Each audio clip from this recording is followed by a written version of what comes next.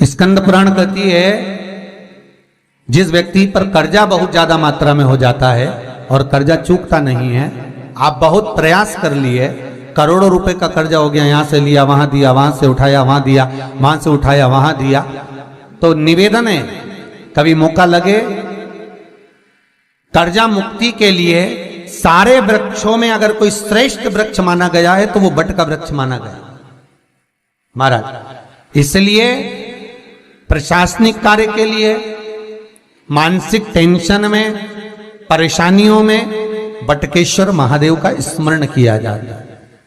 और यदि निवेदन करूंगा बहुत ज्यादा, यदि आपको कर्जा हो गया है, बहुत ज्यादा कर्जा हो गया और वो कर्जा चूक ही नहीं रहा, तो थोड़े दिन बड़ के पेड़ के नीचे आप बटकेश्वर महादेव के लिए एक लोटा पानी, उसमें थोड़ा सा पिसा हुआ चावल पीस के गला लेना, चावल को और पीस लेना, पीस के उस पानी में मिला लेना और मिलाकर उसमें थोड़ी सी हल्दी पिसी हुई डालकर बटकेश्वर महादेव के नाम से बड़ के पेड़ के नीचे अपनी कामना कर कर जो कर्जा हुआ है उस कर्जे का भान देते हुए, स्मरण देते हुए छोड़ दीजिए महाराज। 2 या 3 सोमवार एक ही जगह पर करना, 3 सोमवार बाद वहीं से बड़ के पेड़ की थोड़ी सी जड़ उठा लाना और उस जड़ को एक कोई धागे में बांधकर या तो अपनी गले में डाल लो या अपनी जेब में पटक लो, उसको थोड़े दिन पटक कर रखना, लगभग 2 से 3 महीना पटक कर रखो। वो जड़ जैसे बड़ का पेड़ विस्तार होता है, पानी गिरे ना गिरे, जल वृष्टि हो ना हो, गर्मी पड़े ना पड़े, उसको कोई फर्क नहीं पड़ता, बड़ का वृक्ष आप रूप फैलता जाता, उसकी जड़ें अपने आप प्रबल होती है। उसी तरह ये बटकेश्वर महादेव कहीं से भी अगर जड़ आपके पास में रखी है 1 महीना, 2 महीना, 3 महीना तक, तो ये जड़ अपने आप लक्ष्मी को पकड़कर खींच कर लाती है और कर्जे से मुक्त कर देती।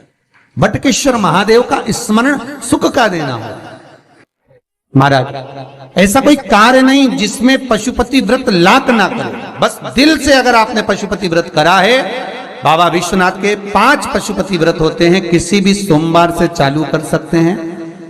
बस करना क्या है, सुबह पूजन की थाली लगाकर लेकर जाना है, शंकर भगवान के शिवलिंग की पूजन करना है, मंदिर में अभिषेक पूजन करो, वो थाली वापिस लेकर आ जाओ, घर में रख दो। उसी थाली में शाम के समय प्रदोष काल में सूर्य डूब रहा हो, उसके कुछ ही समय के बाद आप आनंद में 6 दिए घर से लेकर जाओ, थोड़ा सा मीठा बनाकर लेकर जाओ और 5 दिए शंकर जी के मंदिर में लगाओ। पूजन करने के बाद में मीठे के 3 हिस्से कर दो, 2 हिस्से बाबा के मंदिर में अलग अलग रखिए, एक ही प्लेट में 2 हिस्से नहीं रखना है, दोनों हिस्सों को अलग अलग कटोरी में, अलग अलग दोने में, अलग अलग प्लेट में बाबा को रख दो और एक हिस्सा, एक दिया लेकर आ जाइए। घर के दरवाजे में प्रवेश करते समय राइट भाग में एक दिया घी का लगा दीजिए जो लेकर आए हो मंदिर से, उसको जला के नहीं लाना है, वहीं पर जलाना। दरवाजे के पास आराम से बैठो, दिया जलाओ और प्रसाद लेकर अपनी कामना कर कर घर के अंदर सीधा पांव रखकर अंदर चले जाओ। सवेरे फरियाल करो, शाम को भोजन करो। जब भोजन करो उस समय पर जो मीठे का आपने भोग लगाया था भोलेनाथ जी को, जिसका एक हिस्सा लेकर आए हो, सबसे पहले भोजन में वो हिस्सा खाओ।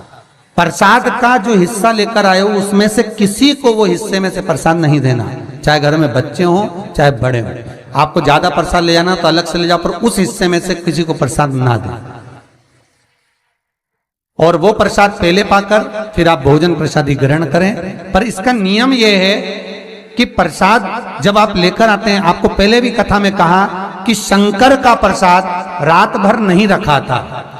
जितनी जल्दी आप प्रसाद का हिस्सा लेकर आए हैं, आधे घंटे के अंदर, पौन घंटे के अंदर आपको वो प्रसाद पाना है और भोजन करना ही है। ये नहीं कि सब आएंगे, इंतजार कर रहे हो, 10 बज गई, 11 बज गई, प्रसाद आपका इंतजार कर रहा है। जो प्रसाद है वो आपकी प्रतीक्षा कर रहा, आपकी बाट जो रहा, आपका इंतजार कर रहा। ये नहीं होना चाहिए।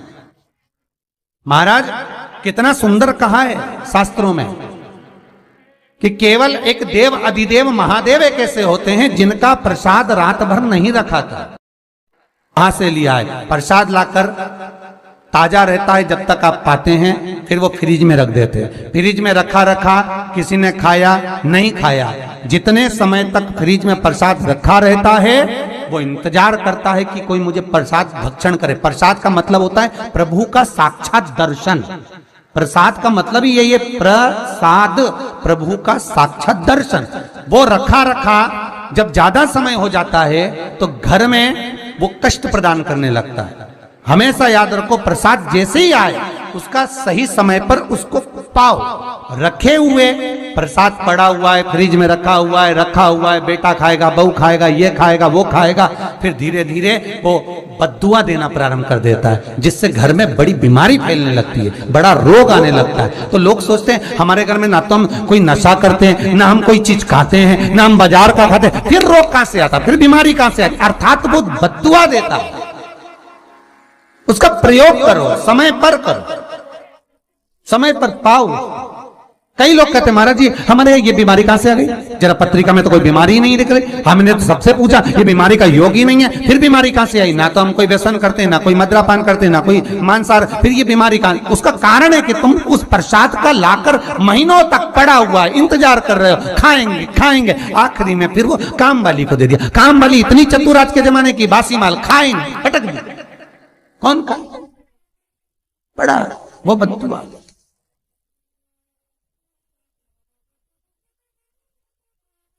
जितना आपको पाना है, जितना आपको लेना है, उतना प्रयोग करो। ज्यादा रखकर बहुत दिनों तक पड़ा है, खोर रखी है, मोहन थाल रखा है, लड्डू रखा है, पेड़ा रखा है, कुछ सामान रखा, नहीं भाई, जितना बने उतना लाओ, नहीं तो किसी को तुरंत बांट दो, समापन करो। पर अपने यहां पर बहुत दिन तक रखकर उसका बाबा स्वयं, मेरा श्री जी बाबा, मेरे तिरुपति बाबा, मेरा गोवर्धन नाथ, मेरा भोलेनाथ, उस प्रसाद के रूप में तुम्हारे घर में कितने दिन इंतजार करे कि मैं तेरे भीतर प्रवेश करूं, पर तू कराए नहीं, पड़ा है, रखा रहने दो, मन नहीं करता। शक्तियों जैसा कर्म मत करो जिससे हमें कष्ट मिले। कई लोग कहते हैं हमने पशुपति व्रत करा, हमारा बहुत काम हुआ। कई लोग कहते हैं हमने करा पर हमको अभी तक उसका कारण है कि तुम बहुत देर तक प्रसाद को इंतजार करा रहे हो। तो बाबा भी आपको इंतजार करा रहा है, मेरा विश्वनाथ भी इंतजार कर रहा है। उस समय अवधि का भान होना चाहिए। निगाह हटी, दुर्घटना घटी, बस ध्यान रखो। हम कहते हैं कि हम पूजन करते हैं, हम पाठ करते हैं, हम अर्चना करते हैं, हम अनुष्ठान करते हैं, हम भगवान की सेवा करते हैं, फिर दुख हमको ही क्यों आता है? उसका कारण केवल इतना सा कि दुख हम खुद बुलाते हैं, दूसरा नहीं, हम स्वतः। पशुपति व्रत 5 व्रत करो।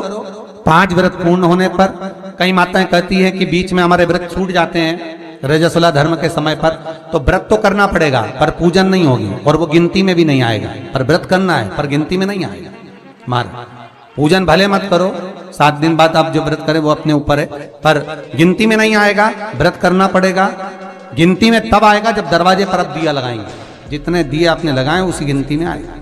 और महाराज 5 व्रत जब पूर्ण हो जाएं, 5वां व्रत रहे, तब एक नरियल, श्रीफल, उस पर एक मोली नाड़ा लच्छा लपेटकर उस पे 11 रुपए रखकर, कोई आपको किसी को ना भोजन कराना है ना भंडारा करना है, केवल मोली लच्छा लपेटकर 11 रुपए रखकर बाबा विश्वनाथ के सम्मुख में शंकर जी की वो जलाधारी जो गोल है माता जगत जननी का हस्तकमल, उसी पर रख देना है। विनती कर देना, बाबा मेरी ये कामना से मैंने ये व्रत किया। जो पशुपति व्रत स्कंद पुराण में, लिंग पुराण में, नर्मदा पुराण में, शिव महापुराण में, पद्म पुराण के अंदर वर्णन किया, वो व्रत मैंने किया। बाबा मेरे इस व्रत को स्वीकार करना, मेरी कामना पूर्ण करना। बाबा को झोली पसार कर प्रणाम करो और अपने घर को चल जाओ। बस यही 5 व्रत का विधान।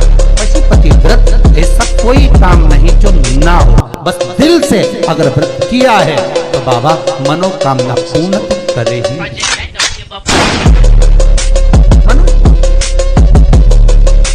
आप हमारे घर के चाहे घर की धर्मपत्नी हो, चाहे भांजे हो, कोई प्रॉब्लम होती है हम उनसे कह देते पशुपति व्रत कर हो जाए। बस पशुपति व्रत में आपका भाव शुद्ध होना चाहिए, निर्मल चित्त निर्मल मन सो मोहि पावा, मोहि छल छिद्र कपट ना भावा। निर्मलता के भाव में भगवान मिल सकता है। और फिर निवेदन करूंगा, एक लोटा पानी चढ़ाओ ना चढ़ाओ, पर बाबा से दिल से आप मिलो तो एक बार, दिल से उससे कहो तो। शिव शंकर का पशुपति व्रत केवल सांसारिक मनुष्य ही नहीं करता, ये पशुपति व्रत देवता भी करते।